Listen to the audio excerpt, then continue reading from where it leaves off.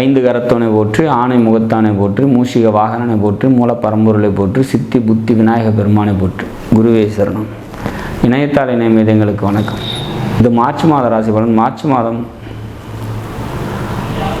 மகர ராசிக்கு எப்படி இருக்க போகுது அப்படிங்கிறத பார்க்கலாம். அதுக்கு முன்னாடி மார்ச் மாதத்தில் வரக்கூடிய முக்கிய விசேஷ தினங்கள் அப்படின்னாக்கா, மார்ச் 8ஆம் தேதி மகா சிவராத்திரி. அன்றைய தினம் விரதம் இருந்து சிவன் வழிபாடு மேற்கொண்டு அன்றைய இரவு முழுதும் விழித்திருந்து சிவன் வழிபாடு மேற்கொள்ளும்போது மோட்ச பிராப்தம் கிடைக்கும். 25ஆம் தேதி பங்குனி உத்திரம். அன்றைய தினம் விரதம் இருந்து முருகக்கடவுளை வழிபாடு பண்ணும்போது புத்திர பாக்கியம் கிடைக்கும்.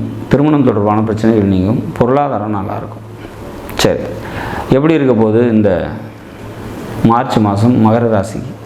மகர ராசியை பொறுத்த வரைக்கும் இது நல்ல ஒரு மாதமாக இருக்கும். ராசிநாதன் 2ல் இருக்கார். இது ஒரு சிறப்பான ஒரு அமைப்பு. பொருளாதாரம் நல்லாயிருக்கும். தன்னம்பிக்கை அதிகம் இருக்கும். தைரியம் நல்லாயிருக்கும்.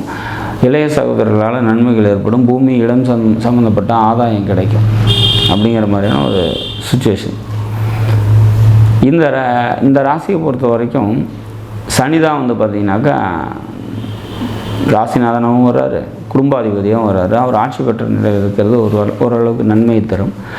பேச்சில் ஓரளவுக்கு கவனமாக இருந்துக்கிறது சிறப்பு. குடும்பத்தில் தேவையற்ற மனக்கசப்பு, அப்பாவால் வந்து பார்த்திங்கனாக்கா மனக்கசப்பு ஏற்படக்கூடிய ஒரு மாதம்.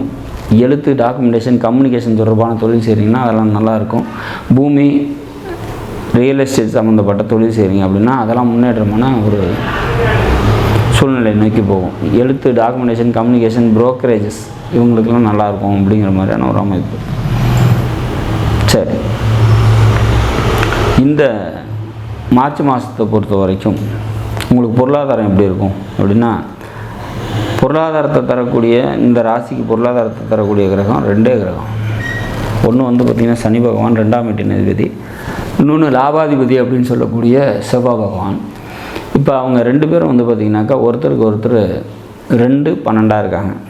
அப்போ வரவுக்கு மீறிய செலவும் உறுதியாக சொல்லப்படுது அப்படிங்கிறத நம்ம உறுதியாக சொல்லலாம். சரி, இந்த மகர ராசியை பொறுத்த வரைக்கும் சந்திராஷ்டம தினங்கள் அப்படின்னா 23, 24, 25. அன்றைய தினம் வந்து பார்த்திங்கனாக்கா வெளியூர் பயணங்களை தவிர்த்துருங்க. முக்கிய முடிவுகளை எடுக்காதீங்க. நாடும் நாட்டு மக்களும் நலமுடன் வாழ நவகிரகங்களை வேண்டி அமைகிறேன். நன்றி.